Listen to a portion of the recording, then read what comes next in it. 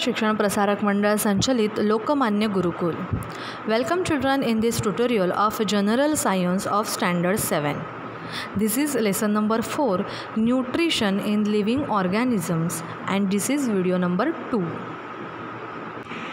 So before we start the video, please take out your textbook page number 29.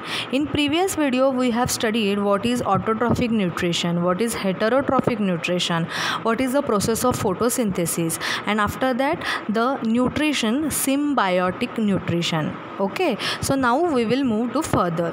So there is heterotrophic nutrition, and heterotrophic plants are also there that do not contain chlorophyll. Means chlorophyll नसेल तर photosynthesis होणार नाही आणि मग plant cannot make their own food and cannot make the autotrophic nutritions. Okay, so the plants that do not have the chlorophyll, so they are the heterotrophic plant.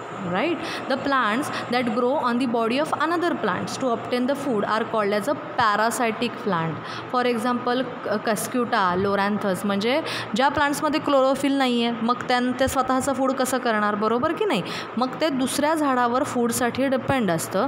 तर अशा ज्या plants that are depend on the another plant for the food are called parasitic plant. Okay, and due to the absence of chlorophyll, the Cuscuta is completely dependent on the host plant. Means host plant म्हणजे काय की ज्या प्लांट्सवर depend आहेत another plants for the food त्याला म्हणतात host plants. Okay, आणि जे depend आहे त्याला म्हणतात parasitic plant.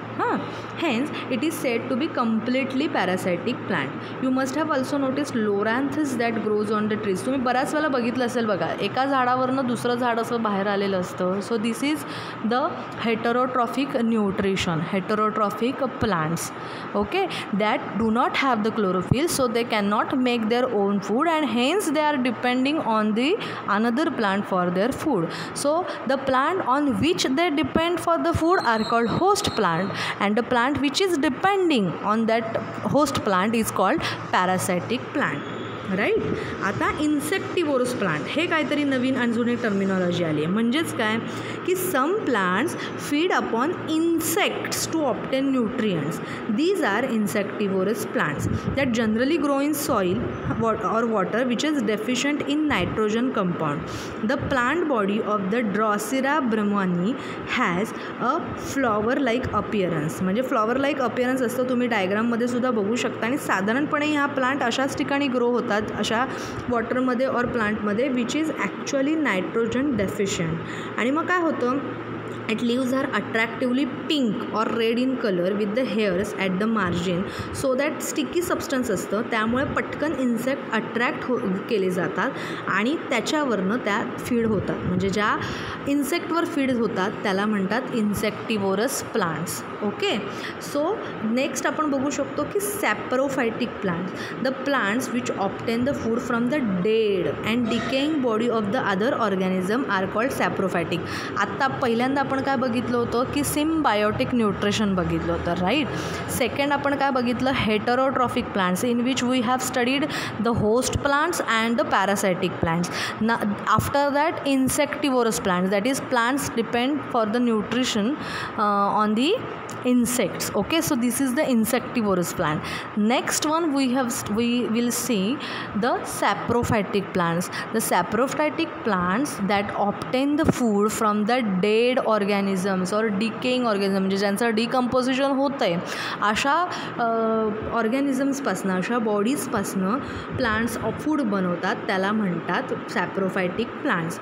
Various types of fungi like mushrooms तुम्हाला माहिती आहे किंवा yeast are saprophytes. Fungi secrete digestive enzymes on the dead remains to digest or break down the carbon compounds they contain, and the resulting solution is absorbed to obtain nutrient. म्हणजे कसं होतं की फंगाय जे आहे की नाही ते डायजेस्टिव्ह एन्झाईम सिक्रेट करतं, सो दॅट काय होतं की जे काही डेड ऑर्गॅनिझम किंवा डेड रिमेन्स आहे त्याचं ब्रेकडाऊन होतं त्या कार्बन कंपाऊंडचं, आणि मग जे रिमेन पार्ट आहे तो न्यूट्रिएंट्स म्हणून ॲब्झॉर्ब केला जातो for the growth. So this is the saprophytic plant.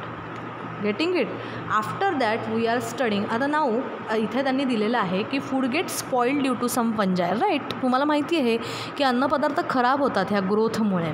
Some fungi cause diseases or illness while some fungi have medicinal properties.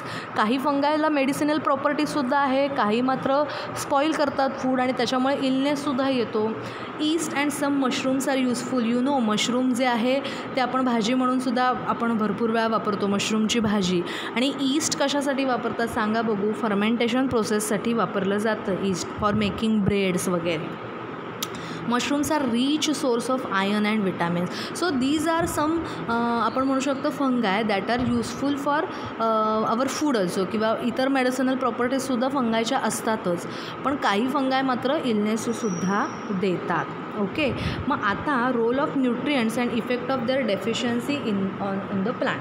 समजा जर नायट्रोजन, आता नायट्रोजन आपण मगाशीच आपण अगोदरच्या व्हिडिओजमध्ये बघितलेलं आहे की नायट्रोजन जे आहे ते प्रोटीनसाठी खूप इम्पॉर्टंट एलिमेंट आहे, राईट. आणि मग ते नसेल तर काय होतं की ग्रोथ होणार नाही, रिटार्डेड ग्रोथ येईल किंवा पानं जी आहेत ती येल्लोइश दिसेल, येल्लोईंग of leaves.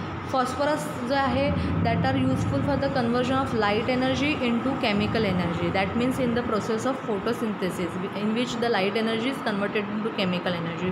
So phosphorus is a mineral that is important. And if its deficiency असेल तर त्याचं काय होतं की अर्ली लीफ फॉल होतो किंवा लेट फ्लॉवर म्हणजे फुलं लवकर येत नाही किंवा स्लो ग्रोथ असते त्या रूट्सची सुद्धा.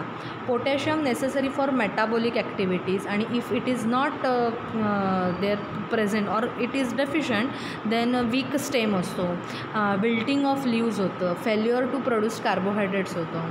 In the same way there is magnesium, iron, manganese आणि झिंक. त्याचं फंक्शन म्हणजे that is important for plants to grow. आणि जर त्याची डेफिशियन्सी असेल तर काय होतं की ग्रोथ होत नाहीत किंवा कधी कधी आपण असं म्हणू शकतो बघा स्पॉटेड लीव्ज असतात, पानावर असे स्पॉट्स दिसतात. सो हे जे इंडिकेशन असतं ते इंडिकेशन म्हणजे की त्या जमिनीमध्ये किंवा त्या पाण्यामध्ये या आयर्नची या मिनरल्सची डेफिशियन्सी आहे, म्हणून हे सगळं असं होत असतं आणि मग त्या प्लांटची ग्रोथ रिटार्ड होते. सो हे सुद्धा न्यूट्रियंट्स आहे to require plants in actually quantities. Definite क्वांटिटीमध्ये हे रिक्वायर्ड असतं आणि त्याचं व्यवस्थित फुलफिल झालं तर प्लांट्स इझिली ग्रो होते. आणि जर नाही झालं तर अशी आपल्याला त्याची लक्षणं दिसायला लागतात. Okay. So this is the nutrition in plants. We will see nutrition in animals in our next video. Thank you.